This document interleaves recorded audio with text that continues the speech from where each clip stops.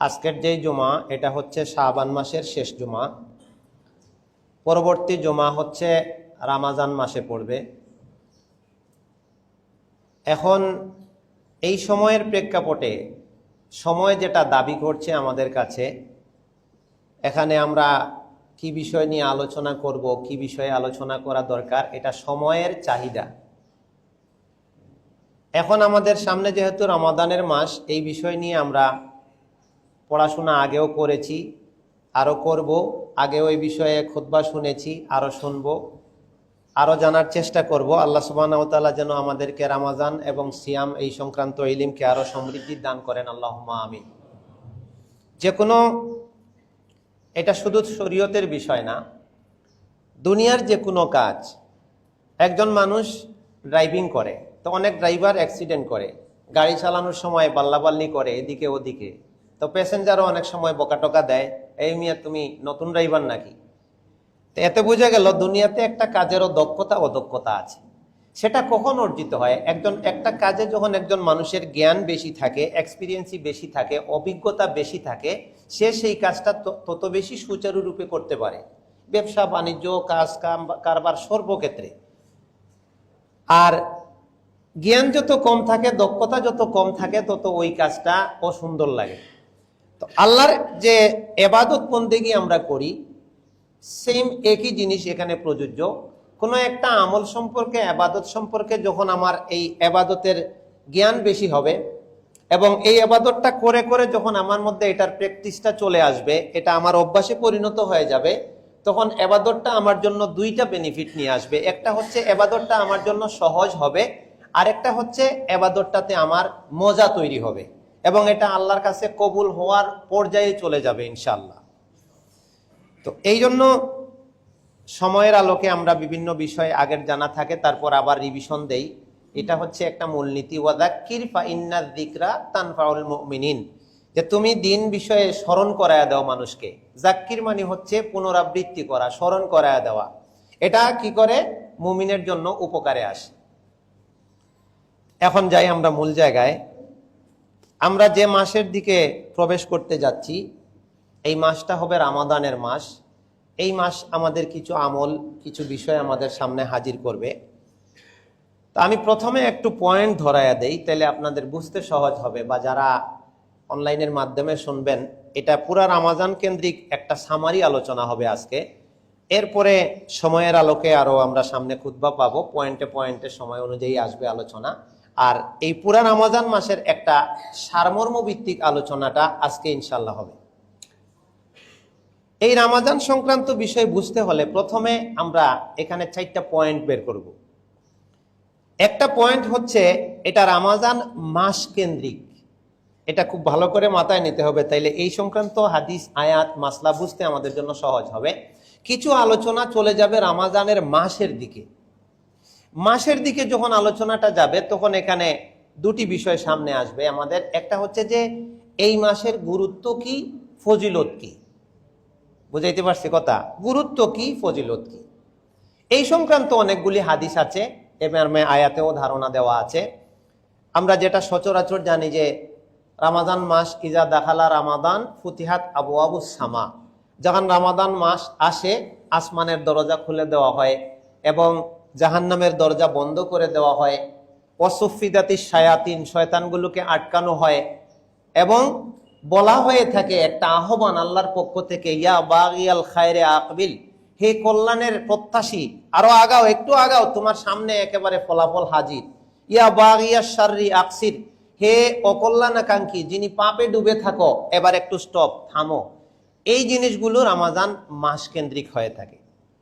এইটা জানার পরে আমরা জানবো যে রমাজান মাসের যেহেতু আমরা গুরুত্বের বিষয়টা পেয়ে গেলাম, এখন রমাজান মাসে আমার কি করণীয় আছে, যা করলে আমি এই ফজিলতটা পাবো। তারপরের পয়েন্টটা হচ্ছে আমাদের সমাজের প্রেক্ষাপটে রমাজান কেন্দ্রিক এবং সিয়াম কেন্দ্রিক অনেক ভুলভ্রান্তি আছে। এই ভুলভ্রান্তিগুলোর কারণ হচ্ছে কিছু জালজয়ীফ হাদিস আছে, যেগুলোর উপর ভিত্তি করে কিছু আমল, কিছু আকীদা তৈরি হয়ে গেছে। আরেকটা কারণ হচ্ছে ইলম না থাকার কারণে অজ্ঞতাবশত কিছু রমাজান কেন্দ্রিক বিশ্বাস, আমল মানুষের মধ্যে চালু হয়ে আছে। আরেকটা কারণ হচ্ছে কিছু হাদিসের অর্থ, আয়াতের অর্থ বুঝতে মানুষের মধ্যে কিছু বিভ্রান্তি হয়ে গেছে। এইসব কারণে কিছু কিছু হচ্ছে ভুল ব্যাখ্যা আর কিছু হচ্ছে ভুল বিভ্রান্তি, এগুলা জেনে সেটাও আমাদের শুধরিয়ে নিতে হবে। তাইলে কি বুঝলাম এতক্ষণে? একটু থেমে যাই যে এই বিষয়ে সামনের যে বিষয়টা আমরা সামনে আসতেছে এটা দুইটা ভাগে ভাগ আসবে। একটা হচ্ছে রামাদান মাস কেন্দ্রিক আলোচনা আসবে, ইলিম আসবে, আর একটা হচ্ছে সিয়াম বা রোজা কেন্দ্রিক আলোচনা আসবে। এখন সিয়ামের এই যে রামাদানের মাস, শাহরু রামাদান, সূরা আল বাকারার 185 আয়াত যেটা আল্লাহ শুরু করলেন, শাহরু রামাদান, রামাদানের মাস। আল্লাহ সুবহানাহু ওয়া তাআলা কোরআন মজিদে কোথাও আরবি কোনো মাসের নাম নিয়ে কোনো মাসকে ইন্ডিকেট করেন নাই, শুধুমাত্র এই মাস ছাড়া শাহরু রামাদান, এবং এমন ভাবে বক্তব্য উপস্থাপন করেছেন, শুরুতেই মাসটাকে অনেক হাইলাইট করেছেন। শাহরু রমাদান, এই দুনিয়ার মানুষ, রামাদানের মাস। আরে কি হয়েছে রামাদানের মাস? এবার আল্লাহ পরবর্তী বক্তব্যগুলা দিচ্ছেন যে এখানে উনজিলা ফিহিল কোরআন, কোরআন নাজিল হয়েছে। তো কোরআন নাজিল হয়েছে তো কি হয়েছে? যে এটা হুদাল্লিন নাস, মানুষকে হেদায়ত দিবে। হ্যাঁ, তাইলে তোমরা যদি হেদায়ত পাইতে চাও কোরআনের কাছে আছো। আর কোরআন আসলো কই থেকে? এটা রামাদান মাসে নাজিল হয়েছে, মানে একটার থেকে একটা উপরে তার গ্রেড বাইরা গেছে গা।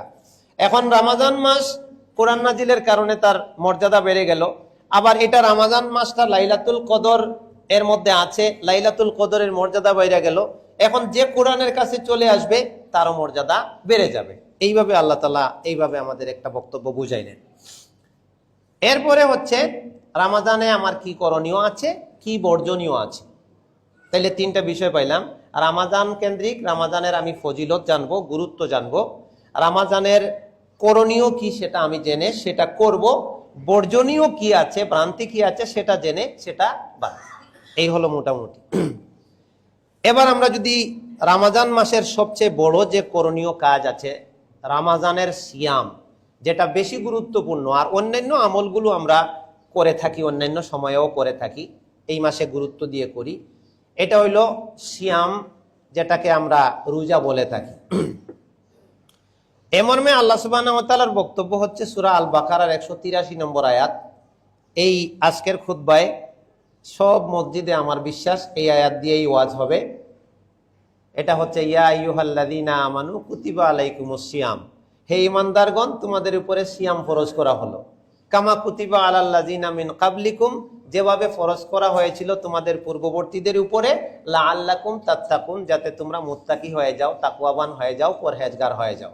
এই হচ্ছে মূলত মূল কথা, যেখানে সূরা আল বাকারার 183 আয়াতে এই আলোচনা দিয়ে শুরু। এখন এইখানে যাওয়ার পরে আবার এখানে আমার কয়েকটা পয়েন্ট বের করতে হবে এই বিষয়টা বুঝবার জন্য। সেটা হলো যে আল্লাহ যে এখানে বললেন কুতিবা আলাইকুমুস সিয়াম, সিয়াম তোমাদের উপরে ফরজ। এখন আমাকে জানতে হবে সিয়াম জিনিসটা কি, সিয়াম এই জিনিসটার উপরে আমি আমল কিভাবে করব। তারপর আমাকে জানতে হবে এই সিয়াম কি কি কারণে আমার নষ্ট হয়ে যাবে, ভেঙ্গে হয়ে যাবে, এবং এই সংক্রান্ত আরো কিছু মাসআলা মাসাইল আমার উপরে চলে আসবে। আলোচনা অনেক, সময় আমাদের কম, আর আজকে বলেছিলাম যে শুধু সামারি আলোচনা, এই জন্য সব আয়াত সব হাদিস আনা যাবে না, শুধু সারমর্ম কথাগুলো আমরা জানার চেষ্টা করব, যাতে করে আমাদের এই রামাদান মাসের আমল এবং বিশেষ করে আমাদের সিয়ামটা আমাদেরকে আল্লাহর দিকে নিয়ে যায়, এবং আমরা যে কথা আল্লাহ বলেছেন মুত্তাকি হওয়ার উদ্দেশ্যে আল্লাহ রোজা দিয়েছেন, সিয়াম দিয়েছেন, সেই মুত্তাকি হওয়ার টার্গেট নিয়ে আমরা সামনে যাইতে পারি। এখন রোজা বা সিয়াম এই কথা নিয়ে আলোচনার আগে এখন একটা বিষয় আমি আবার একটু বলে রাখতেছি, সেটা হলো যে কোনো কাজ শুরু করার আগে একটা প্রিপারেশন থাকে। এটা তো আমরা সবাই বুঝি নাকি? প্রিপারেশন ছাড়া, প্রস্তুতি ছাড়া কোনো কাজ সম্পন্ন হয় না। একজন মানুষ একটা ব্যবসা করবে, যদি আজকে ব্যবসা শুরু করে থাকে, তার দোকান উদ্বোধন করে থাকে, হয়তো বা 5 বছর আগে থেকে সে এটা প্ল্যানিং সাজাচ্ছে। এটা হয়তো আমি জানি না, আপনি জানেন না, হয়তো দেখতে পাচ্ছি যে এই মাসের 1 তারিখ থেকে সে তার দোকানটা উদ্বোধন করলো, কিন্তু এটাতে সে এই যে উদ্বোধন করার আগে হয়তো 1, 2, 3 বছর আগে থেকে তার এই প্ল্যান, তার এখানে সরঞ্জাম প্রস্তুত করা, কিভাবে কি করবে না করবে। তো এ আমল এবাদতগুলো এক ধরনের ব্যবসা। এটা অনেকগুলি আয়াত আছে, এই জিনিসটা আমাদের মাথায় নিয়ে নিতে হবে। আমল এবাদতগুলো এক ধরনের কি ব্যবসা। কিভাবে? ইয়া আইয়ুহাল্লাযীনা আমানু হাল আদুল্লুকুম আলা তিজারা, হে ঈমানদারগণ তোমাদের কি আমি ব্যবসার কথা বলে দেব। আবার আল্লাহ তাআলা সূরা ফাতিরের 29 আয়াতে বলে দিয়েছেন, যারা ঈমান আনে, সালাত আদায় করে, কোরআন তিলাওয়াত করে এবং গোপনে প্রকাশ্যে আল্লাহর দেওয়া রিজিক থেকে দান সাদাকা করে, উলাইকা ইয়ারজুনা তিজারাতান লান তাবুর, তারা এমন ব্যবসায় জড়িয়ে গেছে এই ব্যবসার আর কোনোদিন লোকসান হয় না। সুবহানাল্লাহ। তাইলে আমাদের আমল এবাদত গুলো এক ধরনের ব্যবসা। তো ব্যবসা করতে হলে কিছু পরিকল্পনা করতে হয়, কিছু প্ল্যান করতে হয়। আমার আজকের খুতবার মধ্যে যত কথা আসবে সবচেয়ে ইম্পর্টেন্ট হলো এই কথাটা, এখন যেটা আমি বলতে যাচ্ছি। এখন আমাদের সামনে রমাদানের মাস। আমি আমার জায়গায় থেকে, ভাইয়ের জায়গায় থেকে, আপনি আপনার জায়গায় থেকে, সবাই আমরা যারা আছি, মা বোনরাও যারা আসছেন আলোচনা শুনছেন, সবাই যার যার জায়গা থেকে আমি দেখেছি, অবাক হবেন, এটা কত ভেঙ্গে বলা যায় না আমল আখলাকের বিষয়টা। আমাদের সালফে সালিহিন যারা ছিলেন তারা অনেক আগে থেকে রমজানকে পরিকল্পনায় রাখতেন যে যদি এবার রমজান পাইয়া যায়, আল্লাহ নসিবে দিয়ে দেয়, তাহলে কিভাবে রমজানকে আমরা কাটাবো, এটার জন্য তারা একটা পরিকল্পনা সাজাতেন এবং রুটিন করতেন এবং অনেক আগে থেকে আল্লাহর কাছে দোয়াও করতেন। বর্তমান সময়ের মধ্যে একবারে মানুষ আমল করে না তা না, যদি আমলই মানুষ না থাকতো এই দুনিয়া থাকতো না। একজন মানুষ যখন লা ইলাহা ইল্লাল্লাহ বলার মতো থাকবে না, তখন কিয়ামত হয়ে যাবে। অনেক মানুষ আছে, অনেক মা বোনেরাও এই ক্ষেত্রে আগানো আছে, তারা পুরা রমাজানে কি কি আমল করবেন, প্রতিদিন কিছু দান করবেন, প্রতিদিন হয়তো কাউকে একটু খাবার দিবেন, কাউকে হয়তো ইফতার করাবেন, এত রাকাত আপনার কিয়ামুল লাইল করবেন, এত পৃষ্ঠা কোরআন তিলাওয়াত করবেন। এইভাবে অনেকে আমি রুটিন সাজাইতে দেখেছি এবং সাজাইয়া একটু শেয়ারও করেন যে আর কিছু করা যায় কিনা। এটাতে একটা অনুভূতি জাগে যে মানুষের একটা আকাঙ্ক্ষা, আগ্রহ থাকে। আমরা প্রত্যেকে আমাদের জায়গা থেকে আমাদের একটা প্ল্যানিং করতে হবে যে রমাজান মাসটা যেহেতু আমি পাইলাম, আর আমরা কেউই নিশ্চিত না যে আরেকটা রমাজান আমরা পাবো, যে কোনো সময় আমরা মারা যেতে পারি। তাহলে আমার এই 11 মাসের যে ত্রুটি আমলের, সেটাকে পুষাইয়া নেওয়া, আমার যে 11 মাসের যে গুনাহখাতা আছে সেটাকে মাফ করাইয়া নেওয়া, যেমনটা আল্লাহ নবী বললেন, আবু হুরায়রা রাদিয়াল্লাহু আনহু হাদিস এবং সবচেয়ে শক্তিশালী বিশুদ্ধ হাদিস রমাদান সম্পর্কে, মান সামা রমাদানা ঈমানান ওয়া ইহতিসাবান গুফিরা লাহু মা তাকাদ্দামা মিন যামবিহি, ঈমান সহকারে নেকির আশায় যে মানুষ রমাদানের সিয়াম রাখলো তার গুনাহ আল্লাহ মাফ করে দিলেন। সুবহানাল্লাহ। গুফিরা লাহু মা তাকাদ্দামা মিন যামবি।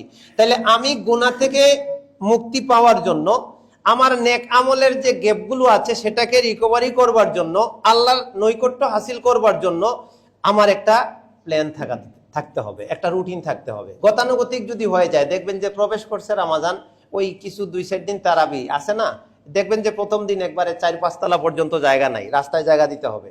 পরের দিন দেখবেন কয়েকজন কমে গেছে, তারপর আরো কয়েকদিন, 10-15 রোজা দিতে দেখবেন যে অর্ধেক হয়ে গেছে। আর মা বোনদের মধ্যেও রমাজান আসছে, একটা উৎফুল্লতা, প্রথম দিকে অনেক আগ্রহ, পরে আস্তে আস্তে দেখা যায় যে ওই মসজিদে অল্প কয়েকজন শেষের দিকে তারাবিতে থাকে, এরপরে আর তেমন একটা থাকে না, আমলটাও কইমা যায়।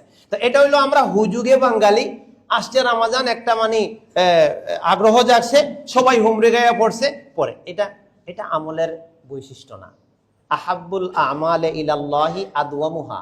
আর কিছু না জানলেও এই হাদিসটা সবাইকে আমি অনুরোধ করব মুখস্থ করবার জন্য, বুখারীর হাদিস, আহাব্বুল আমালে ইলাল্লাহি আদওয়ামুহা। বুঝা গেছে? আল্লাহর কাছে সবচেয়ে প্রিয় আমল হচ্ছে যেটা বান্দা কন্টিনিউ করে। সুবহানাল্লাহ। এরপরে আল্লাহ নবী থেমে গেলে হতো, তিনি থেমেন নাই। তারপরে একটা কথা বলেছেন, পরের কথাটা কি? ও ইন কাল্লা, যদিও পরিমাণে কম হয়। আমি প্রথমে অনেক বাড়াই দিলাম ইবাদত, প্রথম দিকে আমরা 2-3 পারা 5 পারা করে পড়তেছি, শেষের দিকে বাদই দিয়ে দিলাম, এটা আল্লাহর কাছে পছন্দনীয় আমল না। তাইলে একটা প্ল্যানিং, একটা রুটিন। এই ক্ষেত্রে একটা মজার বিষয় শেয়ার করতেছি। আমি যখন রমজান মাসকে সুন্দর করে সাজাবার জন্য আমি আমার আমল, আমার সময়টাকে ভাগ করব, তখন এখানে আমার নিয়ত জড়িত আছে। কি জড়িত আছে? নিয়ত জড়িত আছে। যেমন রমাজানে আমি প্রতিদিন 100 টাকা দান করব, আমি একটা নিয়ত করলাম, আমার একটা রুটিন আমি সাজাইলাম। রমাজানে আমি প্রতিদিন এত পারা করে তিলাওয়াত করব, এটা আমি একটা রুটিনে আনলাম এবং আমি একটা নিয়ত করলাম। এতে গিয়ে কি হচ্ছে, এটা আমরা এই জিনিসটা আমরা অনেকেই জানি না, দুঃখিত, মন খারাপ করবেন না। আমরা অনেকে আমল করি, অনেক কিছু জানি, কিন্তু আমি দেখছি অনেক মানুষের, আমাদের দিনী ভাই বেরাদারদের মধ্যে এই জায়গায় এখনো জ্ঞানের অভাব আছে এবং এই জায়গাটায় আমলের এখনো অভাব আছে। কিভাবে? একটা ভালো কাজ করবার জন্য একটা প্ল্যানিং করা, নিয়ত করা, একটা পরিকল্পনা সাজানো। আল্লাহ রাব্বুল আলামিন যে মুমিন বান্দার প্রতি এত দয়াশীল, এই পরিকল্পনাটাই হচ্ছে নিয়ত। এই নিয়তের এত একটা মারাত্মক পাওয়ার, এত শক্তি। আল্লাহর নবী সাল্লাল্লাহু আলাইহি ওয়াসাল্লাম বলছেন যে আল্লাহর কোনো বান্দা বান্দি যখন একটা ভালো কাজ করবার জাস্ট নিয়ত করছে, আমি নিয়ত করলাম রমজানে আমি প্রতিদিন আমার সামর্থ্য থাকলে বেশি নাইলে কম আমি 10 টাকাও দান করব, কিন্তু কোনো কারণে আমার হাতে টাকা আসেনি, আমি পারি, কিন্তু আমার প্ল্যানিং এ আমার এটা লেখা আছে, আমার নিয়ত ছিল। যদি আমি তাই করতে পারি এবং আমার আল্লাহর সন্তুষ্টি অর্জনকে উদ্দেশ্য হয়ে থাকে, তাহলে আমি প্রতিদিন এই সাদাকা না করার পরেও আমি সাথে সাথে একটা নেকি আমার আমলনামায় আল্লাহ দিয়ে দিবেন। যখন আল্লাহ, এটাও একবারে বিশুদ্ধ হাদিস, যে যখন কোনো বান্দা, মুমিন বান্দা বান্দি একটা ভালো কাজের নিয়ত করে ফেলে যে সে এটা করবে, কুতিবা লাহু হাসানা, তখন তার আমলনামায় সাথে সাথে হাসানা লিখে দেওয়া হয়, নেকি, একটা নেকি লিখে দেওয়া হয়। ফাইন আমিলা বিহা, যদি বান্দা ওই অনুযায়ী আমলটা করে ফেলে, আমি দান করে দিলাম 10 টাকা, দানের নিয়ত করছি, আমার রুটিনে আনছি, সাথে সাথে একটা নেকি আমার হয়ে গেছে, আমার কিচ্ছু করা লাগেনি, জাস্ট নিয়তের কারণে। এবার আমি 10 টাকা দান করে দিলাম, এখন আল্লাহ কি করলেন, আমার প্রতি দয়া প্রবশ হইয়া 10 টাকায় 10 টাকার নেকি দেওয়ার কথা, কিন্তু আল্লাহ শুরু করেন মিন আশরি আমসালিহা, নিম্নে 10 থেকে, তার মানে 10 10-এ গুণ দিলে 100 টাকা নেকির সওয়াব, দানের সওয়াব, মানে এটা আমার নেকিটা 10 গুণে পরিণত হয়ে গেল। এখানে শেষ না, এরপরে আমার যদি টাকাটা বেশি পিওর হালাল হয়, আমার নিয়ত যদি আরো উদ্দেশ্য খালাস থাকে, আমার দানের প্রক্রিয়া যদি আরো বিশুদ্ধ হয়, তাহলে কত? তাহলে এই রমাদানের ক্ষেত্রে বলা হয়েছে যে কুল্লু আমাল ইবনে আদম ইউদাআফুল হাসানাতু বিআশরি আমসালিহা ইলা 700 দিইফ। এটা আমরা শুনেছি যে প্রত্যেক আদম সন্তানের নেক আমলের সওয়াব আল্লাহ সুবহানাহু ওয়া তাআলা নিম্নে 10 থেকে শুরু করেন 700 দিইফ, 700 গুণ পর্যন্ত, 700 পর্যন্ত এটারে উন্নীত করেন। তাহলে একটা সীমানা পাইয়া গেলাম। কিন্তু এরপরে আল্লাহ বলছেন ওয়াল্লাহু ইউদাইফু লিমান ইয়াশা, এরপরেও আল্লাহ যার জন্য ইচ্ছে করেন আরো অনেক বাড়ায়া দেন, মানে এটার উপরের কোনো সীমাই নাই। সুবহানাল্লাহ। এরপরে এই হাদিসে আমি এই ইবারতগুলো পড়লে আমি পুরা সামারি করতে আমার সময় চলে যাবে, এই জন্য আমি কিছু অল্প অল্প করে গ্যাপ দিয়ে দিয়ে চলে যাচ্ছি। এরপরে এই হাদিসে আরেকটা বক্তব্য হচ্ছে যে আল্লাহ বলছেন ইল্লা সওম, তবে সওম আরো ব্যতিক্রম। তাইলে নেক আমলের নেকি করলেই, নিয়ত করলেই কয়টা নেকি? একটা নেকি। আর নেক আমল শুরু করে বাস্তবায়ন করলে নিম্নে কয় নেকি? 10 নেকি, 10 গুণ। আর উপরে কত? 700। আরো যদি এখলাস ভালো থাকে, আমলের পদ্ধতি ভালো থাকে, তাইলে উপরে কত? বেহিসাব। উপরে কত? বেহিসাব। এটা কিন্তু একটা লজিক, এটা একটা অঙ্ক। এই জিনিসগুলো আমাদের মাথায় থাকলে আমাদের অনেক কাজ করতে সহজ হবে। তাইলে আমি নিয়ত করছি, 1 নেকি পাইয়া গেছি, আমার 1 নেকির জন্য আমি আটকে দিতে পারি। সকালে 1 কোটি টাকা আছে, 1 টাকায় আমি 1 কোটি টাকা পেমেন্ট করব, কিন্তু সেখানে 1 টাকা কম আছে। আপনি 1 কোটি অঙ্ক বসাইতে পারবেন? তখন 99,99,099 টাকা লিখতে হবে, 1 কোটি হচ্ছে না। তাহলে আমার অনেকগুলি নেকির দরকার, আমাকে ফুলসিরাত পার হওয়ার জন্য আমি দৌড়ের গতিতে চলে যাব, কিন্তু একটা নেকি আমার গ্যাপ আছে, ওইটার কারণে ওই ফজিলত থেকে আমি বঞ্চিত হয়ে যাব। তাহলে শুধু নিয়তের কারণে আমি একটা নেকি সাথে সাথে পাওয়া যাচ্ছে। এই জন্য আমার অনুরোধ থাকবে, বলছিলাম যে আজকের খুতবার মধ্যে এই বিষয়টা অনেক গুরুত্বপূর্ণ। আমি এটা বললাম, আমি একজন আরাবিয়ান শেখের রমাজানের প্রস্তুতির উপরে একটা আরবি লেকচার শুনছিলাম। আমি আমার পেজে এই বিষয়টা বাংলায় অনুবাদ করা একটু শেয়ারও করছিলাম, হয়তো বা কেউ কেউ দেখছেন। আমি অবাক হয়ে গেছি, উনি এই হাদিসগুলা দিয়ে এই জিনিসটা খুব গুরুত্বের সাথে বুঝাইছে যে আমরা এমন এক মুসলিম আমরা গতানুগতিক ইসলাম পালন করতেছি, রমাদানের গুরুত্বপূর্ণ মাস আসছে, এখানে যদি আমি একটা রুটিন সাজাইয়া কিছু ভালো ভালো কাজ করার নিয়ত করে থাকি, তাইলে আমি না করলেও সাথে সাথে যতগুলা কাজের নিয়ত করছি ততটা নেকি আমি পেয়ে যাচ্ছি। বিষয়টা অনেক হাইলাইট করে উনি তুলে ধরছেন, এজন্য আমি আপনাদের সাথে ওই বিষয়টা শেয়ার করে দিলাম। তারপরে হচ্ছে নিয়ত করলাম, একটা নেকি পেয়ে গেলাম, আমল শুরু করলাম, 10টা নেকি পাইলাম, নিম্নে উপরে বাড়তে বাড়তে 700, তারপরে বেহিসাব। বিপরীত দিকে আসি। এবার বিপরীত দিকটা কি? একজন মানুষ গুনার নিয়ত করছে, কোন গুনাহ আল্লাহ লেখাবেন না, না, আল্লাহ ফেরেশতাদের বলবেন স্টপ, থামো, দেখো আগে বান্দা গুনাহ করে কিনা। সে নিয়ত করছে গুনাহ করার, এটা হয়তো কোনো সময় বলেছিলাম, আর নাইলে একটু হয়তো নতুন কেউ আসতেও পারেন, একটু খুব ভালো করে এটা আমাদের অনেক কাজে লাগবে। তাহলে গুনার নিয়ত করছে, তাহলে কি লেখা হবে? কি লেখা হবে? কিছুই লেখা হবে না। এবার গুনাহ করে ফেলছে, বাস্তবায়ন করছে, তাইলে কয় গুনার ইয়া হবে? গুনাহ হবে, 1 গুনার গুনাহ হবে। এরপরের কথাটা মারাত্মক। বান্দা গুনার নিয়ত করছে, গুনাহ করার সুযোগও আছে, কিন্তু সে আল্লাহ তারে বুঝ দিয়ে দিছে, সে গুনার থেকে ফিরে আসছে, না আল্লাহ আমি এই গুনার কাজটা করব না। এখন সে কিভাবে একটা নেকি পেয়ে যাবে? সুবহানাল্লাহ। এটা ছেড়ে দেওয়ার কারণে সে একটা নেকি পেয়ে যাবে। তাহলে গুনার ইচ্ছা থেকে বিরত হওয়াতেও নেকি, আর নেক আমলের নিয়তের মধ্যেও আমার জন্য আল্লাহ নেকি রেখে দিয়েছেন। তাহলে আমরা আজকে রাত্রেই, সময় কিন্তু বেশি নাই, একেবারে কাছাকাছি, আজকে রাত্রে কাজকাম শেষ কইরা, এটা আমার অনুরোধ, অনেকে আল্লাহর জন্য মহব্বত করেন, আমিও আপনাদেরকে আল্লাহর জন্য মহব্বত করি, এই জন্য মনের গভীর থেকে কথাগুলি বলছি, জানি না কতটুকু বুঝাইতে পারতেছি, ভালোবাসার সাথে বলছি। আজকে রাত্রে একবার খাতা কলম নিয়ে আমরা বসবো, যে আমার রমাজানে আমি কিভাবে কিভাবে কি সাজাইতে পারি, ওই খাতাটাই আমার জন্য অনেকগুলি নেকির কারণ হইতে পারে, এবং ওইভাবে আমরা বাস্তবায়ন করার চেষ্টা করব ইনশাআল্লাহ। আল্লাহ আমাদেরকে তৌফিক দান করুন, আমিন। পরের কথা হচ্ছে, এখন যাই এখানে আমরা কি কি করতে পারি, আবার আমার কিছু মাসলা মাসাইল, এখানে অনেক কথা, আর একটু সারমর্ম যাই। প্রথমে আল্লাহ যে বললেন কুতিবা আলাইকুমুস সিয়াম, তার আগে ডাক দিছেন কাদেরকে? এটা মনে আছে তো? কাদেরকে ডাক দিয়া বলছেন কুতিবা আলাইকুমুস সিয়াম? ইয়া আইয়ুহাল্লাযিনা আমানু। এখানে কিন্তু ইয়া আইয়ুহান নাস বলতে পারতেন আল্লাহ, হে মানুষেরা তোমাদের উপরে সিয়াম ফরজ করছি, নাস নাই। ইয়া আইয়ুহাল্লাযিনা কাফারু নাই, ইয়া আইয়ুহাল মুনাফিকুন নাই। তাইলে মুনাফিকদেরকেও আল্লাহ অ্যাড্রেস করেননি, মানুষ হিসাবেও অ্যাড্রেস করেননি, কাফিরদেরকেও আল্লাহ অ্যাড্রেস করেননি। তাহলে অ্যাড্রেসটা করছেন কাদেরকে? ইয়া আইয়ুহাল্লাযিনা আমানু। এখান থেকে সূক্ষ্মভাবে একটা জিনিস প্রমাণিত হয়, এটা আয়াতের অনুবাদে নাই, কিন্তু সূক্ষ্মভাবে যে জিনিসটা প্রমাণিত হয় সেটা হচ্ছে, আমার এই রমাজানের ফজিলত, আমার এই রমাজানের বিধান, আমার এই রমাজানের যে সওয়াব, এটা পাওয়ার আগে শর্ত হচ্ছে ঈমানের মধ্যে আসতে হবে, ঈমান আনতে হবে, ঈমানকে সহ্য করতে হবে। তাহলে কি হবে? আল্লাহ সুবহানাহু ওয়া তাআলা বলছেন যে তুমি সিয়ামের আমল যদি করো, তাহলে যেটা পাবা, প্রত্যেক আমলের নেকি আমি তো বলে দিলাম 10 থেকে 700, তারপরে অতিরিক্ত, আর এটা ফেরেশতার মাধ্যমে আল্লাহ আমলনামায় লেখায়া দেন। আর সিয়ামের ক্ষেত্রে ব্যতিক্রম, এটা আর কোনো আমলের ক্ষেত্রে এই কথাটা নাই। হয়তো বুঝাইতে পারছি কিনা আমি জানি না। যত আমল আমরা করি, এটার নেকি কিভাবে হয়?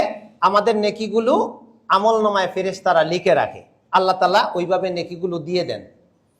আর একমাত্র একটা আমল আছে সারা পৃথিবীতে, এটা কিয়ামত পর্যন্ত এই একটা আমলই আছে, যে আমলের ব্যাপারে আল্লাহ সুবহানাহু ওয়া তাআলা কাউকে মাধ্যম হিসেবে ব্যবহার করেন না, এবং এই আমলের নেকি আল্লাহ কত দিবেন তিনি নিজে ঠিক করেন, এবং এটা বান্দা জানে, বান্দা জানবে কত পাইছে, আর শুধু আল্লাহ জানবেন।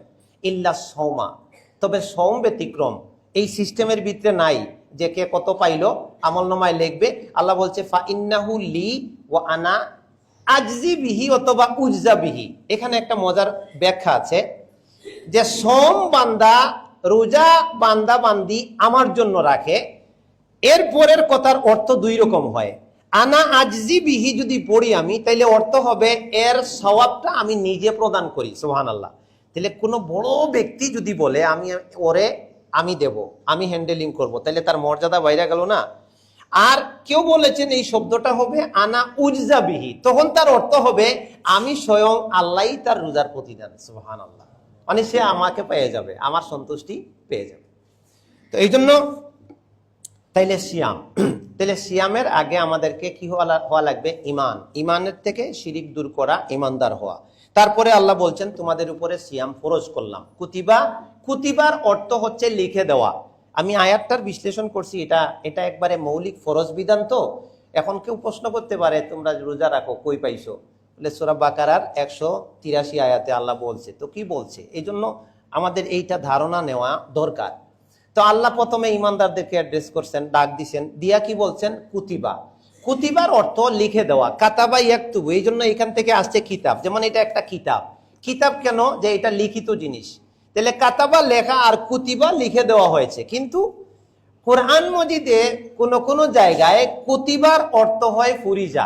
একটা তাফসির আমরা আজকে শিখে গেলাম। কুতিবার অর্থ কি হয়? ফুরিজা, লিখে দেওয়া হয়েছে, তার মানে ফরজ করে দেওয়া হয়েছে। এটা বিভিন্ন জায়গায় আছে। কুতিবা আলাইকুমুল কিতাল, তোমাদের উপরে যুদ্ধকে ফরজ করে দেওয়া হয়েছে, অনুবাদে ফরজ শব্দ আছে। কুতিবা আলাইকুমুস সিয়াম, তোমাদের উপরে সিয়ামকে ফরজ করে দেওয়া হয়েছে। এটা এটা একটা এক্সট্রা জ্ঞান যে আরবি ভাষার একটা শব্দ বিভিন্ন অর্থ দেয়, আবার একই অর্থের জন্য বিভিন্ন শব্দ প্রযোজ্য হয়। এটা একটা মজার জিনিস জানতে হয়। তো এই জন্য কুতিবা মানে কোনো জিনিস লেখা হয়ে গেলে এটারে বলা হবে কুতিবা। আর কোরআন মজিদে আল্লাহ কুতিবা আলাইকুমুস সিয়ামের মধ্যে কুতিবার কি অর্থে ব্যবহার করেছেন? কি অর্থে? ফুরিজা, ফরজ করা হয়েছে। তাইলে এক নাম্বার পাইলাম, আমরা ইমানদার হয়ে যাব। ইমানদার হয়ে গেলে আল্লাহ আমাদের ডাক দিয়ে কি বলছেন? তোমাদের উপরে ফরজ করে দেওয়া হয়েছে। কি ফরজ করে দেওয়া হয়েছে? সিয়াম ফরজ করে দেওয়া হয়েছে। এখন আমরা সিয়ামের মধ্যে যদি ঢুকি, সিয়াম এটার মূল সব অক্ষর হচ্ছে সাদ ওয়াও মিম। আপনি এটা মনে করবেন না যে আমি এই আলোচনা বুঝবো না, আমি মাদ্রাসার ছাত্র না, আরবি ভাষা পড়ি নাই। আমি যেভাবে বলবো আপনি একটু খালি খেয়াল করবেন, দেখবেন অনেক মজা পাওয়া যাবেন। আরবি অক্ষর শব্দগুলোর মৌলিক মাদ্দা থাকে, এগুলারে বলে মাদ্দা, মূল অক্ষর থাকে। তারপরে আরো কিছু জিনিস সেগা বানাবার জন্য অক্ষর যুক্ত হয়ে থাকে, মূল অক্ষর থাকে। তো সাদ ওয়াও মিম এই তিনটা হইল মূল অক্ষর। এইখান থেকে এটার মাসদার হয় সৌম হয়, সিয়ামও হয়। যেমন কুতিবা আলাইকুমুস সিয়াম, অন্য জায়গায় আছে ইন্নী নাযারতু লির-রহমানি সৌমান, আমি রহমানের জন্য সৌম মান্যত করেছি। এটা মারিয়াম আলাইহিস সালাম বলছিলেন। কখন বলছিলেন? যে তার যখন বাচ্চা প্রসব হলো, তখন তো তার স্বামী নাই, মানুষ তাকে দোষারোপ করবে। তখন তিনি আল্লাহ শিখাইয়া দিলেন যে মানুষ তোমার গালিগালাজ করলে, দোষারোপ করলে তুমি বলবা যে আমি সৌম মান্যত করেছি। তো এই যে সৌমান, সোম, এটা আগেও আসিল, এই দুই ভাবে এটা ব্যবহৃত হয়। তাইলে সিয়াম আরেকটা শব্দ কি? সোম। এখন এটারে আমরা এই জিনিসটা কি? আল্লাহ যে বললেন ইমানদারগণ ফরজ করে দিয়েছি। আল্লাহ ঠিক আছে, হে ইমানদারগণ, জি আমরা বলছি, আল্লাহ উত্তর দিচ্ছি, আল্লাহ জি উপস্থিত, আমরা হাজির আছি। এবার আল্লাহ বলছেন কুতিবা, তোমাদের উপরে ফরজ করে দিয়েছি। এবার আমরা বলছি আল্লাহ কি ফরজ করে দিয়েছেন? বলে সিয়াম ফরজ করে দিয়েছি, সিয়াম বা সোম ফরজ করে দিয়েছি। এখন সিয়াম আমরা কি বুঝবো? জিনিসটা কি? এটা কি করতে হয় এটাকে দিয়ে? এটা কিরকম? এই জিনিসটা বুঝতে হলে আমাদের সিয়াম বা সোমের শাব্দিক অর্থ হলো দূরে থাকা, বিরত থাকা। ফ্যানটা দেন। তাইলে সোমের অর্থ কি বললাম আমরা? কি পাইলাম? বিরত থাকা, দূরে থাকা। এটা আমরা জানবো, এটা খুব ভালো করে মুখস্থ করে রাখবো যে সোম যে আল্লাহ বললেন এটার শাব্দিক অর্থটা কি? বিরত থাকা। সবাই আমরা মুখস্থ রাখবো। বিরত থাকার নাম সিয়াম। কিসের নাম? সিয়াম। বিরত থাকার নাম সিয়াম। বিরত থাকলেই সিয়াম হয়, বিরত না থাকলে সিয়াম হয় না। সিয়াম মানেই দূরে থাকো, দূরে থাকো, আমি তোমার লগে নাই। এই শব্দটা বুঝলে, সুবহানাল্লাহ, সুবহানাল্লাহ, আল্লাহ তুমি মহান, তুমি তৌফিক দান করো। আমি জানি না কতটুকু আমি বুঝাইতে পারতেছি। এখানে যে কত মারাত্মক একটা জিনিস লুকায়িত আছে। আল্লাহ বললেন সিয়াম ফরজ করেছি, মানে বিরত থাকাকে তোমাদের জন্য ফরজ করেছি। খুব ভালো করে বোঝার চেষ্টা করি, কারণ কথা সব সময় একটা জিনিস মুড আসে না, আর সব সময় সব পরিবেশও হয় না। এই বিরত থাকা জিনিসটা যদি মানুষ বুঝতো, যে সিয়ামের অর্থটা যদি মানুষ বুঝতো, মানুষের অর্ধেক সিয়াম সুন্দর হয়ে যেত। আর বাকি হইল সব আলোচনায় অর্ধেক। আমাদের সিয়াম নষ্ট হয় সিয়ামের অর্থের মধ্যেই আমরা গলত কইরা বইছি, অর্থ বুঝি নাই। বিরত থাকলে সিয়াম হয়, বিরত না থাকলে সিয়াম হয় না। এবার হলো এখানে দুইটা প্রশ্ন দাঁড়াবে। কয়টা প্রশ্ন দাঁড়াবে? দুইটা প্রশ্ন। কিসের থেকে বিরত থাকলে সিয়াম হয়, কতক্ষণ বিরত থাকলে সিয়াম হয়? প্রশ্ন বোঝা গেছে? তাহলে আল্লাহ বললেন তোমার উপরে সিয়াম ফরজ করছি। তাহলে সিয়াম কি? বলে সিয়াম বিরত থাকা। বিরত থাকলে তোমার সিয়াম হয়ে যাবে, আর সিয়াম হয়ে গেলে আমি নিজেই তোমার প্রতিদান হয়ে যাব, অথবা আমি নিজের হাতে অগণিত পুরস্কার আমি তোমারে দেব, তোমার সব গুনাহ মাফ হয়ে যাবে। তোমার জন্য রাইয়ান নামক জান্নাতের দরজা স্পেশাল ভাবে থাকবে, সাইম ছাড়া কেউ ওখান দিয়ে যেতে পারবে না। সুবহানাল্লাহ। তাইলে বিরত থাকলে সিয়াম হবে, বিরত না থাকলে সিয়াম হবে না। তাইলে আমি কিসের থেকে বিরত থাকব, কতক্ষণ বিরত থাকব? এই বিষয়টাতে দুই রকম বিষয় আসবে। সময়টা ফিক্সড, কিন্তু মানুষ বুঝতে কিছু গলত করছে, এটা তাদের ব্যাপার। যেমন সিয়ামের বিরত থাকার টাইমটা আগে বলে ফেলি, পরে বিষয়ের দিকে যাচ্ছি, কারণ এখানে আরো কিছু মজার কথা আছে। টাইমটা হচ্ছে ফজর শুরু হওয়া থেকে ইলাল লাইল, সূর্য ডুবা পর্যন্ত। এখন আল্লাহ বলছেন এখানে টাইম বলেননি, কারণ তখন যাদের উপরে আয়াত নাজিল হচ্ছিল তাদের উপরে এরকম দেয়ালে দেয়ালে ঘড়ি ছিল না। এখন দেখেন সামনে ঘড়ি, ডাইনে ঘড়ি, পিছনে ঘড়ি, অভাব নাই। পকেটে পকেটে ঘড়ি ঢুকে গেছে এখন। আগে তো মানুষের ঘড়ি পড়তো, মোবাইল বাইর হওয়ার পরে আর এখন আর হাতে ঘড়ি পরার তেমন প্রয়োজন পড়ে না। আগে সাহাবাই কেরামের উপরে যে যখন আয়াতটা নাজিল হচ্ছিল নবীর উপরে, এবং সাহাবারা যখন আমল করছিলেন, তখন তারা ঘড়ি দেখে ইফতার করতেন না, ঘড়ি দেখে ফজরের আজানের সময় অনুমান করতেন না। তারা রাতের তারকা, সূর্য ডুবা এবং অন্ধকার কেমন আছে, ফর্সা হচ্ছে কিনা, এটা দেখে তারা সময় নির্ধারণ করতেন। এজন্য আল্লাহ সুবহানাহু ওয়া তাআলা একটা কথা বলেছেন যে কুলু ওয়াশরাবু, তোমরা খাও পান করো। এবার আল্লাহ শুরুর টাইমটা বলছেন, হাত্তা ইয়াতাবাইয়ানা লাকুমুল খাইতুল আবিয়াদু মিনাল খাইতিল আসওয়াদি, সাদা রেখা প্রকাশ পাবে কালো রেখার থেকে। এখানে কালো রেখা রাতের অন্ধকার, আর সাদা রেখা দ্বারা বুঝাইছে দিনের আলো। তাহলে রাতের গুড় অন্ধকার চলে গিয়ে দিনের আলোটা যখন শুরু হয়ে যাবে, ততক্ষণ পর্যন্ত তোমরা খাও পান করো। এরপর থেকে তোমরা ওই যে সিয়াম, বিরত থাকতে হবে। তাহলে টাইম শুরুটা আমি পেয়ে গেলাম, বিরত থাকতে হবে। এখন তো ক্যালেন্ডারের মধ্যে আলহামদুলিল্লাহ চলে আসছে, আমাদের জন্য এটা কোনো জটিল কিছু না, সমস্যা নাই। তাহলে শুরুটা পেয়ে গেলাম। এবার শেষ কখন? আল্লাহ বলছেন সুম্মা আতিম্মু সিয়ামা ইলাল লাইল। এখানে অনেক কথা আছে, আপনারা অ্যাভেলেবেল, আমরা ফজিলত মাসাইল শুনবো, কিন্তু এই জিনিসগুলোর মধ্যে যে অন্তর্নিহিত ব্যাখ্যার মধ্যে অনেক সমাধান আছে, এই জিনিসটা আমি বলতে চাচ্ছিলাম। অতঃপর তোমরা পূর্ণ করো সিয়াম ইলাল লাইল, রাত পর্যন্ত। রাত পর্যন্ত, এই রাত পর্যন্ত তো পর্যন্ত কথাটা বুঝতে যাইয়া মানুষের মধ্যে কিছু ভ্রান্তি তৈরি হয়ে গেছে। কিছু কি হয়ে তৈরি হয়ে গেছে? বিভ্রান্তি তৈরি হয়ে গেছে। এখন কেউ এখান থেকে বুঝে নিছে যে সূর্য ডুবলেই তো আর রাত হয় না, তখন তো অন্ধকার হয় না। তাহলে সূর্য ডুবার পরে যখন অন্ধকার হবে তখন ইফতার করতে হবে। এইভাবে কেউ কেউ আমল করে থাকেন, আবার কেউ কেউ এশা পর্যন্ত দেরি করে থাকেন। এখানে একটা একবারে কমন জিনিস আমরা বুঝি, এখানে কারো সাথে বিরূপ মন্তব্যের জন্য না, বা কাউকে হেয় করবার জন্য না।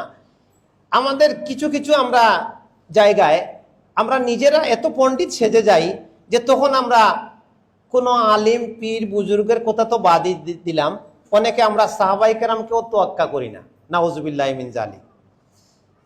আচ্ছা, এই আয়াতটা, এই যে ইয়া আইয়ুহাল্লাযীনা আমানু কুতিবা আলাইকুমুস সিয়াম, এর পরে যে কুলু ওয়াশরাবু, এই আয়াতটা আমি আব্দুর রহমানের উপরে নাজিল হয়েছিল না মুহাম্মদ সাল্লাল্লাহু আলাইহি ওয়াসাল্লামের উপরে নাজিল হয়েছিল? কোরআনের ব্যাখ্যাকারী হিসেবে পারফেক্ট ব্যক্তিটা কে? আল্লাহ বলছেন আমি কোরআন নাজিল করেছি হে নবী তোমার উপরে, লিতুবাইয়িনা লিন-নাস, মানুষকে তুমি তাফসীর করে বুঝাইয়া দেবার জন্য। তাহলে কোরআনের প্রকৃত মুফাসসির আমি আব্দুর রহমান না নবী মুহাম্মদ সাল্লাল্লাহু আলাইহি ওয়াসাল্লাম? নবী মুহাম্মদ সাল্লাল্লাহু আলাইহি ওয়াসাল্লাম। তাহলে আল্লাহর নবী এই আয়াতের তাফসীর কি করলেন, আর তার অনুসারী সাহাবায়ে কেরাম যারা ছিলেন তারা কোন সময়টাতে ইফতার করলেন সেটা হাদিসে কোথাও আছে বা আমলে আছে না নাই? আছে। ইজা গারাবাতিশ শামসু ফাকাদ আফতারা সাইম, যখন সূর্য ডুবে গেল তখন সিয়াম পালনকারী ইফতার করে ফেললো। সাহাবায়ে কেরাম অনেক সময় নিচের থেকে পাহাড়ে সূর্য দেখা যেত না, তো পাহাড়ে থাকলে দেখা যেত। একটা বিল্ডিং যদি 100 তলা হয় সেখানে ইফতারের টাইমে ডিফারেন্স হয়ে যাবে। মানে আমি যে এক জায়গায় যখন যেখানে অবস্থান করছি, আমার চোখ থেকে যখন সূর্যটা আড়াল হয়ে যাবে ওইটা হচ্ছে ইফতারের টাইম। আরেকজনের জন্য আরো 5 মিনিট 10 মিনিট দেরিও হইতে পারে। এই কারণে এইখানে যেটা বুঝবার সেটা হচ্ছে যে আল্লাহ সুবহানাহু ওয়া তাআলা সূরা হুজুরাতটা কি দিয়ে শুরু করেছেন আমরা জানি? ইয়া আইয়ুহাল্লাযীনা আমানু, হে ঈমানদারগণ, লা তুকাদ্দিমু বাইনা ইয়াদাইল্লাহি ওয়া রাসূলিহি, তোমরা আল্লাহ আল্লাহর রাসূলের উপরে এক কদম আগে বাইরা যাইও না। আগে বললে কি হইব? আনতাহবাতা আমালুকুম ওয়া আনতুম লা তাশউরুন, তোমাদের আমল বাতিল হয়ে যাবে, তোমরা বুঝতে পারবা না। নবী যেখানে কোরআনের তার উপরে নাজিল হচ্ছে কোরআন, তিনি কোরআনের তাফসিরকারী, তিনি যখন বলে দিলেন সূর্য ডুবলে ইফতারের সময় হয়ে যায়, আর সাহাবায়ে কেরাম এইভাবেই যুগ যুগ ধরে আমল করে আসতেছেন, সালাফরা আমল করে, এইখানে ভিন্ন কোনো ব্যাখ্যায় পাণ্ডিত্য করার আমার প্রয়োজন নাই। এখানে আর কোনো ব্যাখ্যা খোঁজার দরকার নাই। যদি আমল না পাইতাম তাইলে একটা কথা ছিল, তাইলে আমি টাইম পেয়ে গেলাম, আমি বুঝতেছি নি আমরা ইনশাল্লাহ। তাইলে আমি বললাম যে বিরত থাকার নাম সিয়াম। কিসের নাম সিয়াম? এই শব্দটা মুখস্থ করে যাবেন, কাজে লাগবে। আমি আরেকটু পরিষ্কার করে দিচ্ছি। তাহলে সিয়াম কিসের নাম? কিসের নাম? বিরত থাকার নাম। একবারে মুখস্থ, একবারে মুখস্থ, ছোটকালে যেমনি মুখস্থ। বিরত থাকার নাম সিয়াম। এবার বিরত থাকতে গেলে দুইটা প্রশ্ন। কয়টা? দুইটা। কি কি? কতক্ষণ বিরত থাকবো, কিসের থেকে বিরত থাকবো, এইটা ক্লিয়ার করলে এইবার আমি সিয়ামের আমল আমার হবে এবং আমি নেকিটা পেয়ে যাব। তাহলে সময় পেয়ে গেলাম, শুরু আর শেষ। এবার কিসের থেকে বিরত থাকবো, এটা নিয়ে কিছু মজার কথা আছে। আল্লাহ সুবহানাহু ওয়া তাআলা মানুষের মধ্যে দুইটা প্রবল চাহিদা সৃষ্টি করে দিয়েছেন, দুইটা ক্ষুধা। এই দুইটা ক্ষুধাই হচ্ছে মানুষের নফসের সবচেয়ে বড় আকাঙ্ক্ষা, এবং এই দুইটা ক্ষুধা দিয়া হয় মানুষ আল্লাহর ওলি হয়ে যাচ্ছে এটাকে নিয়ন্ত্রণ কইরা, আর না হয় এই দুইটার নফসের খাহিসাতের মধ্যে পইরা তার দুনিয়া আখিরাত বরবাদ করে দিচ্ছে। এই দুইটা ক্ষুধা হচ্ছে আলফামু ওয়াল ফারাজু। এই জন্য আল্লাহ নবী সাল্লাল্লাহু আলাইহি ওয়াসাল্লাম, আমি বুঝাই দিচ্ছি, আরবি শব্দ হয়তো অনেকের কাছে আনকমন লাগবে। আল্লাহ নবী সাল্লাল্লাহু আলাইহি ওয়াসাল্লাম একটা সুন্দর বক্তব্য দিলেন একবার, একটা হাদিসের মধ্যে, একবারে সোজা কথা, এত সিম্পল কথায় আল্লাহর নবী জান্নাতে কাউকে নেওয়ার জন্য জিম্মাদারি নিছেন, আর কোথাও আমি পাই নাই, থাকলেও এটা আমার ইলমের বাইরে। কি? মাইয়াজমাল্লি মা বাইনা লিহিয়াইহি ওয়া মা বাইনা রিজলাইহি আজমান লাহুল জান্নাহ। যে মানুষ তার দুই চোয়ালের মাঝখানে যা আছে, তার মানে তার জবান, যে মানুষ তার দুই পায়ের মাঝখানে যেটা আছে, তার মানে তার লজ্জাস্থান, এই দুইটা অঙ্গরে যে হেফাজতের জিম্মাদারি নিল, আমি মুহাম্মদ সাল্লাল্লাহু আলাইহি ওয়াসাল্লাম তারে জান্নাতে নেওয়ার জিম্মাদারি নিলাম। আর এই সিয়াম আইসা এই দুইটা জায়গায় আপনাকে আমাকে বাদ দিয়ে ফেলেছে। এই দুইটা জায়গায় আপনাকে আমাকে কি করেছে? আটকায় ফেলেছে। এর নাম সিয়াম। তাহলে এই দুইটা অঙ্গ আমি খাবো না এবং আমার খাহিসাত পূর্ণ করব না সিয়ামের যে টাইম আছে এর মধ্যে, তাহলে এর নাম হচ্ছে সিয়াম, আমার সিয়াম হবে। এখানে আরো কিছু কথা আছে। ঠিক আছে, আমি খাইলাম না, পানও করলাম না, তারপরে আমি আমার অঙ্গ প্রত্যঙ্গ হেফাজত করলাম, তাইলে আমি সিয়াম হয়ে যাওয়ার কথা। কিন্তু কোরআন হাদিস আমাদেরকে আরেকটু বাড়তি কথা বলছে। দুঃখিত, আমার কাছে সময় নাই, এই রেফারেন্সগুলো নাইলে আমি দিতাম, পরে এক সময় যদি পাই। অনেকগুলা হাদিস ছিল। এই বিরত থাকার মধ্যে মানুষ বুঝেনি, অনেক মানুষ বুঝেনি, এটা আমি একেবারে নিশ্চিন্তে বলছি, অনেক মানুষ বুঝেনি যে বিরত থাকলে সিয়াম হয়। তো আমাকে কিসের থেকে বিরত থাকতে হবে? মেইন হইল দুইটা জিনিস, জবান হেফাজত, লজ্জাস্থান হেফাজত।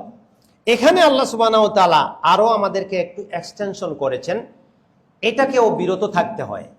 জবান দিয়ে আমি শুধু খাই না, বুঝতে পারছি কথা? আমরা মুখ দিয়ে কি শুধু খাই?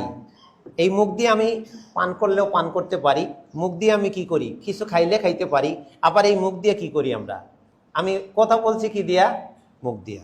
একবার সুবহানাল্লাহ বললে সেটাও কি দিয়া? মুখ দিয়া। কাউকে দোষারোপ করলে কি দিয়া? মুখ দিয়া। কাউকে গালি দিলে কি দিয়া? মুখ দিয়া। গীবত করলে কি দিয়া? মুখ দিয়া। সুবহানাল্লাহ, সুবহানাল্লাহ, সুবহানাল্লাহ, আল্লাহু আকবার। এখানে যে কি জিনিস! আল্লাহ বলতে পারতেন যে হে ঈমানদারগণ, তোমরা সুবহে সাদিক থেকে সূর্যাস্ত পর্যন্ত ভাত খাবা না আর তোমাদের খাহিসাত ওইটা পূর্ণ করবা না, তাইলে সিয়াম হয়ে যাবে। আল্লাহ এখানে এই শব্দটা ব্যবহার করেননি। আল্লাহ বলছেন তোমার উপরে আমি সিয়াম ফরজ করছি, মানে তোমাকে বিরত থাকতে হবে, বিরত থাকলে সিয়াম হবে। এই জন্য আমি যখন সিয়াম রাখবো তখন আমাকে কি কি থেকে বিরত থাকতে হবে? এই মুখ আমার ব্যবহার থেকে বিরত থাকতে হবে। কিসের থেকে? আমি খাবো না, পান করব না।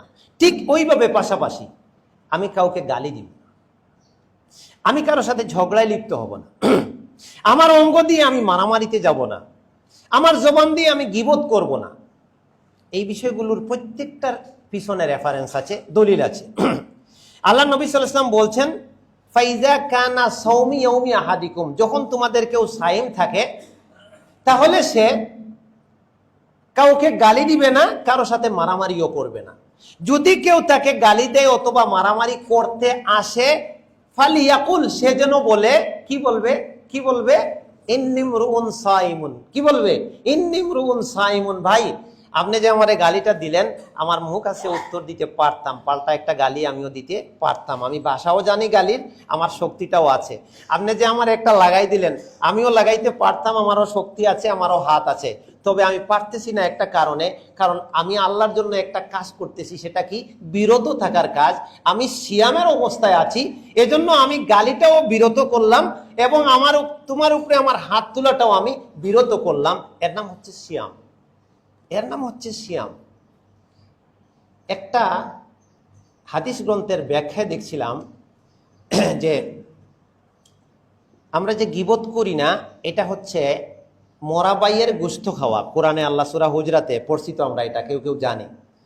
তো এই আয়াতের প্রেক্ষাপটে অনেকে এরকম বলে ফেলেছেন যে কেউ যদি গীবত করে তাহলে এই সিয়াম আবার তাকে রাখতে হবে।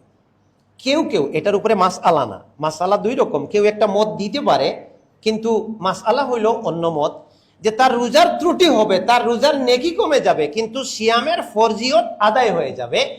কিন্তু যিনি এই কথাটা বললেন তিনি খুব সূক্ষ্ম চিন্তা করে ওই মতামতটা দিয়ে দিয়েছেন। তাইলে আমাদের কত সচেতন থাকা লাগবে এ ব্যাপারে, আল্লাহ সুবহানাল্লাহ, আল্লাহ হেফাজতকারী। আমরা এই সিয়ামের বিরত থাকার কাজে থাইকা খাই না সারাদিন, ঠিক আছে, পানও করি না, ঠিক আছে, কিন্তু অন্যান্য কাজের ব্যাপারে অহরহ এই যে মানুষের সমালোচনা, গীবত, এই সেই মিথ্যা কথা, এইগুলার মধ্যে জড়াইয়া আমরা বিরত থাকার এই যে পূর্ণ কাজটা, এটারে আমরা ত্রুটিযুক্ত করে দিচ্ছি। এই বিষয়টা আমি একটু গুরুত্ব দিয়ে বললাম। তো আমাদের এই সিয়ামের মধ্যে প্রথমে রমজান মাসের আমাদের একটা শুরুতে প্ল্যান লাগবে, মনে আছে তো? ইনশাল্লাহ সাজাবো তো, ইনশাল্লাহ একটা পরিকল্পনা, একটা রুটিন আমরা সাজায় নেব, তাইলে আমরা সাথে সাথে ইনশাল্লাহ নেকি পেয়ে যাব। এরপরে আমরা সিয়াম আল্লাহ আমাদের জন্য ফরজ করছেন, যেহেতু আমরা ঈমান আনছি, তাইলে সিয়াম জিনিসটা আমরা এতক্ষণ বুঝলাম যে সিয়াম কি করলে সিয়াম হয়? কি করলে সিয়াম হয়? বিরত থাকলে সিয়াম হয়। কি করলে সিয়াম হয়? বিরত থাকলে সিয়াম হয়। এখন যে আমি বিরত থাকবো কিসের থেকে? আমার জবানকে গুনাহ থেকে বাঁচাইয়া ফেলবো, আমার কানকে গুনাহ থেকে আমি বাঁচাইয়া ফেলবো। রোজা রাখছি ঠিকই, ইয়ারফোন দিয়ে গান শুনতেছি, বিরত থাকা হয়নি।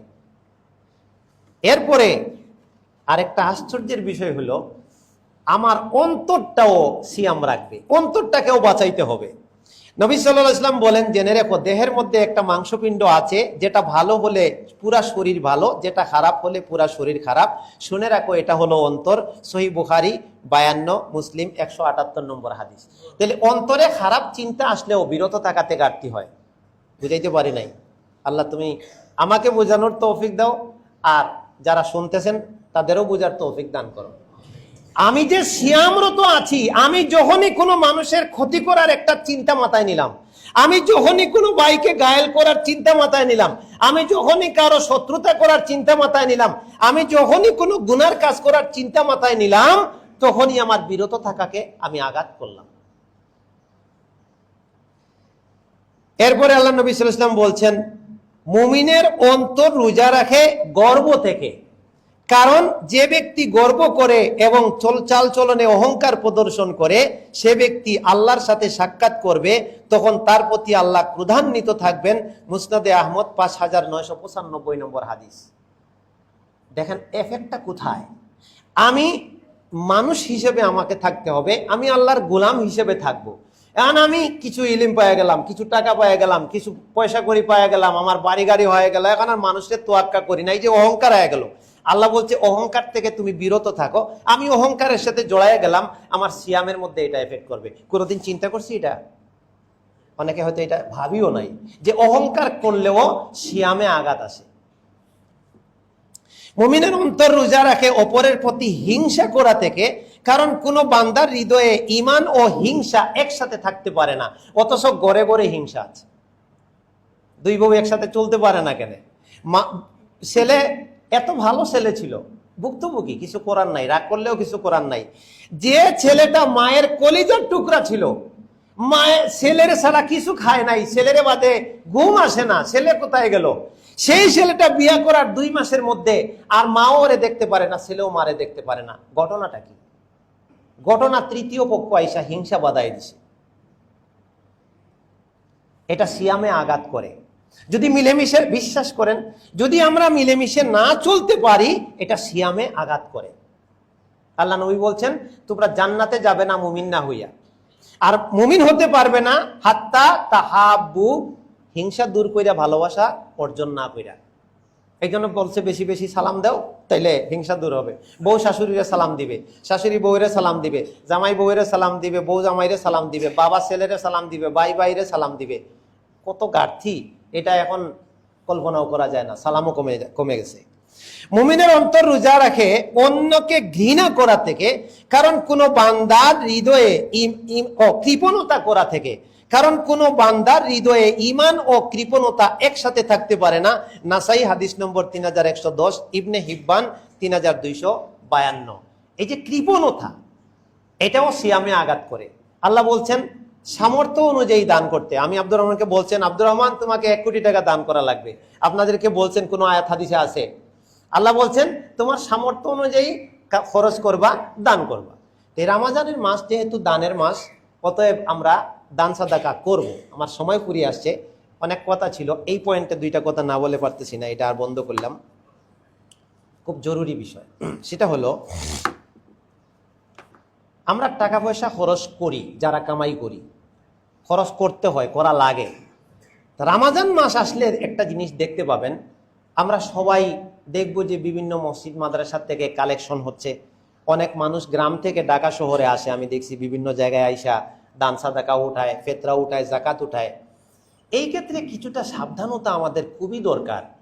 অনেক মানুষ মসজিদের জন্য কালেকশন করতে আসছে, বাইরে গিয়ে দাঁড়াইছে। এখন আমরা কি করি, অনেকে এই ভুলটা করে বসি। আমাকে মাফ করবেন যদি আমি ভুল করে থাকি, আর যদি সঠিক বলে থাকি তাহলে আল্লাহ যেন আমাদের ইলমে বারাকা দান করেন, আমিন। আমরা রমজানে জাকাত দেই, এটা খুব জরুরি কথা, এই ভুলটা যাতে আমাদের না হয়। আমরা অনেকে জাকাত দেই, তখন এইবার আমরা কত টাকা আমি জাকাত দেব একটা অনুমান করি বা একটা হিসাব করি, তখন ওই টাকাগুলো অনেকে আমরা পকেটে রাইখা দেই। তো অনেক সময় বিভিন্ন ফাংশন আসে, ইফতারির জন্য কালেকশন হচ্ছে, জাকাত থেকে দিয়ে দিলাম। একটা এতিম ফান্ডের জন্য কালেকশন হচ্ছে, জাকাত থেকে দিয়ে দিলাম। একজন প্রত্যন্ত অঞ্চল থেকে আসছে, মাদ্রাসার বিল্ডিং এর কালেকশনে বা মসজিদের কালেকশনে, জাকাত থেকে দিয়ে দিলাম। এই জাকাত আদায় হয় না, এটা জাকাতের হাত না। ইফতারি জাকাতের হাত না। ইফতারি ওই ব্যক্তির জন্য জাকাতের হাত, একটা ব্যক্তি জাকাতের উপযুক্ত, সে দরিদ্র, সে আপনার জাকাত খাওয়ার পর্যায়ে পড়ে, এতিম অথবা এতিম না, এতিম জাকাতের হাত না। ইন্নামাস সাদাকাতু লিল ইয়াতীম, আল্লাহ বলেন নাই? ইন্নামাস সাদাকাতু লিল ফুকারা ওয়াল মাসাকিন ওয়াল আমিলিনা আলাইহা ওয়াল মুআল্লাফাতি কুলুবুহুম ওয়া ফির রিকাবি, এখানে 8টা খাত আল্লাহ নিজেই ঠিক করে দিয়েছেন। তাহলে বুঝেন এই জিনিসটা কত ইম্পর্টেন্ট। এতিমের টাকা থাকলে তাকে যাকাত দেওয়া যাবে না। আমরা এতিম মানেই বুঝি আহারে একেবারে সব তারে দিতে হবে, না। এতিমের সম্পদ থাকলে এতিমকে যাকাত দিতে হয়, জানিনি আমরা এটা। এতিমকেও যাকাত দিতে হয়, যেন আল্লাহ নবী বলছেন এতিমের মাল দিয়ে তোমরা ব্যবসা করো যাতে যাকাতে তার মালটা শেষ না হয়ে যায়। তাও সুবহানাল্লাহ বলুন না। কত সুন্দর ইসলাম, কত সুন্দর ইসলাম। এই জন্য আমরা দান করার ক্ষেত্রে, এটা আমি অন্য কথা থামাই দিলাম, এটা খুব জরুরি বিষয়, শুনলে বুঝতে পারবেন। দুইটা ভুল করি আমরা, যে হকদার তারে আমরা গুরুত্ব দেই না। আমার দেখা, আমি অনেক মানুষকে দেখেছি অজস্র টাকা বিভিন্ন জায়গায় দেয়, কিন্তু মায়ের প্রতি বিরূপ। মায়ের টাকা চাইলে বিভিন্ন প্রশ্ন করে, কি করবা, কারে দিবা, তে অমুক দিন না দিছিলাম, এটা কি করছো। বাবা টাকা চাইলে অনেক প্রশ্ন, কিন্তু অন্য মানুষ চাচ্ছে কোনো প্রশ্ন নাই। এটা সুন্নত না। মা আনফাকতুম ফালিল ওয়ালিদাইনি ওয়াল আকরাবিন, তুমি যে ব্যয় করবা শুরুটা হচ্ছে তোমার বাপ মা থেকে। সুবহানাল্লাহ। এখন বলবেন বাপ মা আমার সাথে খারাপ ব্যবহার করছে, আমার আত্মীয় স্বজন খারাপ ব্যবহার করছে, এটা এই জায়গায় রেখে দেন। আমি যদি তার সাথে সদ্ব্যবহার করি, এখানে সুবহানাল্লাহ সময় কিন্তু গেছে গা, এক জরুরি কথা আসছিল। আমরা এটা সবার ক্ষেত্রে, অনেকের ক্ষেত্রে আছে, 100% আমি বলবো না। আমার বোনের সাথে কোনো কারণে মনোমালিন্য হয়েছে, আমার ভাইয়ের সাথে কোনো কারণে মনোমালিন্য হয়েছে, এটা অহরহ আছে। এটা কেউ বলতে পারবেন না যে আমার কোনোদিন কারোর সাথে ঝগড়া হয়নি, মনোমালিন্য হয়নি। এই কারণে অনেক সময় আমরা কি করি, তাদের অভাবে অভিযোগে আমরা আগাই না, ফোন ধরি না, যোগাযোগ রাখি না। কিন্তু ইসলাম এটা বলছে না, ইসলাম বিপরীত করতে বলছে। এখন যদি আমি তারে সহযোগিতাটা করি, তাহলে দুইটা লাভ হচ্ছে। একটা হচ্ছে আমি আত্মীয়কে দান করার নেকি পেয়ে যাচ্ছি, আর এই যে আমি তার সম্পর্ক রক্ষা করলাম, একটা দানের নেকি, একটা সম্পর্কের নেকি। আরেকটা হলো যদি মনোমালিন্য হওয়ার কারণে আমি বিরত থেকে থাকি আর পরে দেই, তাহলে মনোমালিন্য সংশোধনের আরেকটা নেকি আলাদা আল্লাহ দিয়ে দিবে। এই জন্য ওই যে সূরা নূরের ঘটনা, আমার তো টাইম নাই। মিস্তাহ নামে এক ব্যক্তি আবু বকর রাদিয়াল্লাহু আনহুর আত্মীয় ছিল। তো আয়েশা রাদিয়াল্লাহু আনহার উপরে যখন মুনাফিকরা অপবাদ দিল, তখন মিস্তাহ আপনার সম্পাদিকের কাজ করছে, সেটারে খুব ছড়াইয়া দিছে। আবু বকর রাদিয়াল্লাহু আনহু খুব কষ্ট পাইলেন যে এই তোরে আমি লালন পালন করি, আমার টাকা পয়সায় তোর সংসার চলে, আর আমার মেয়ের ব্যাপারে একটা মিথ্যা তুহমত মুনাফিকরা দিল, আর তুই এটার মেসেঞ্জারের কাজ করলে এটা কি করে হয়। তখন তিনি কসম করে বসেন, ওরে আর আমি টাকা পয়সা দিব না। এটা হওয়ারই কথা। আপনার মেয়ের উপরে যদি কেউ তুহমত দেয় আর ওর উপরে আপনার অনুদান থাকে, আপনি লাগু লাগু বন্ধ করবেন, এটা হওয়ারই কথা। কিন্তু আল্লাহ পরিকল্পনা বা চিন্তা করেন ভিন্নভাবে। ওই সময়তে আল্লাহ আয়াত নাযিল করছেন, ওয়ালা ইয়াতালি উলুল ফাদলি মিনকুম ওয়াসসাআতি আইয়াতু উলিল কুরবা, যে যারা আমি সচ্ছলতা যাদেরকে দিছি, তাদের ভুলের কারণে ধনীরা যেন কসম করে এটা না বলে যে আমি তোরে আর দিব না। আল্লাহ, তাহলে একজন ভুল করুক, খারাপ করুক, আমারটা আমি পেয়ে যাব। আর শেষ আমি নামতে হবে, শেষ একটা মাসালা, সিয়াম আল্লাহ ফরজ করছেন। এখন সিয়াম কিসের নাম বলি, আমি 2 থেকে 3টা মিনিট সময় নেব, রাগ করিয়েন না, কারণ এটা খুব জরুরি বিষয়, আমি বেশি সময় নেব না। সিয়াম বিরত থাকলে সিয়াম হয়। এখন বিরত থাকা তো বুঝাইতে পারছি, ইনশাল্লাহ মনে থাকবে তো ইনশাল্লাহ। খাওয়া, যৌন সম্ভোগ বা এইসব খায়েশাত তো আছেই, পাশাপাশি আমার কান, আমার চোখ, আমার ব্রেন চিন্তা, আমার জবানের অন্যান্য কাজ সব এইটা প্র্যাকটিস করতে হবে। এটা হলো বিরত থাকা। এখন বিরত না থাকলে কি হবে, সিয়াম ভঙ্গ হবে। বুঝাইতে পারছি তো? বিরত থাকলে সিয়াম হবে, আর বিরত না থাকলে কি হবে, সিয়াম ভঙ্গ হবে। এই সিয়াম বিরত না থাকলে যে ভঙ্গ হয়, সিয়াম ভঙ্গের 3টা অবস্থা, আমি এটা বলে আজকের খুতবা শেষ। অনেক কথা আছে, এটা আমরা পরে জানবো, অসুবিধা নেই। সিয়াম ভঙ্গের 3টা অবস্থা। একটা হলো একজন মানুষ মুসলমান না, তার কোনো সিয়াম নাই, তাইলে এই গ্রুপ আলাদা হয়ে গেল। যারা ইমানদার মুসলমান, তাদের সিয়াম আল্লাহ বলছেন সিয়াম রাখতে। এখন 3 অবস্থা আছে তার। সিয়াম রাখার তার সামর্থ্য আছে, কিন্তু সে সিয়াম রাখে না, এটার আবার 2 অবস্থা আছে। আর সিয়াম রাখার সামর্থ্য নাই, তাই সিয়াম রাখে না, এটার আবার 2 অবস্থা আছে। এটা অতীব জরুরি বিষয়। এটা আজকেই আপনাকে হয়তো কেউ না কেউ এটার মধ্যে এই মাসালার দরকার হতে পারে। তো যে মানুষ সামর্থ্য থাকার পরেও সিয়াম রাখলো না, তার দুই অবস্থা।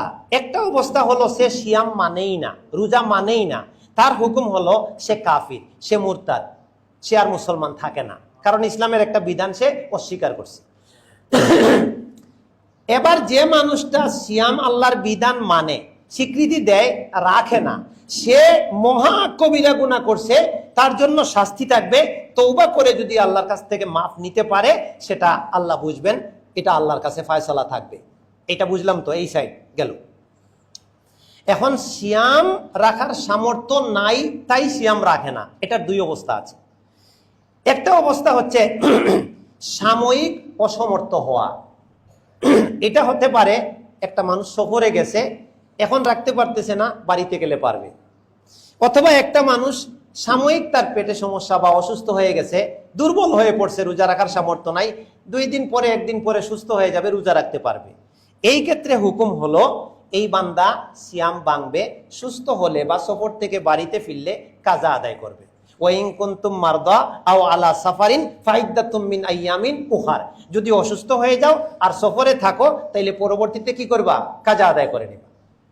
সিয়াম সামর্থ্য না থাকার কারণে না রাখার আরেকটা অপশন আছে, পয়েন্ট আছে, সেটা হলো এই ব্যক্তির আর কোনোদিন শক্তি হবে না। বুঝা গেছে? এই ব্যক্তির আর কোনোদিন রোজা রাখার শক্তি হবে না। 100 বছর পার হয়ে গেছে, বিছনায় পড়া, প্যারালাইসিস রোগী, সবসময় একটু একটু খাইতে হয়, নাইলে বাঁচে না।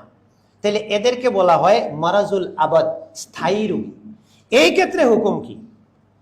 আল্লাহ বলছেন ফিদিয়াতুন তুআমু মিসকিন। আমি আমার শেষ কথা, লম্বা করবো না, আর টাইমও চলে গেছে।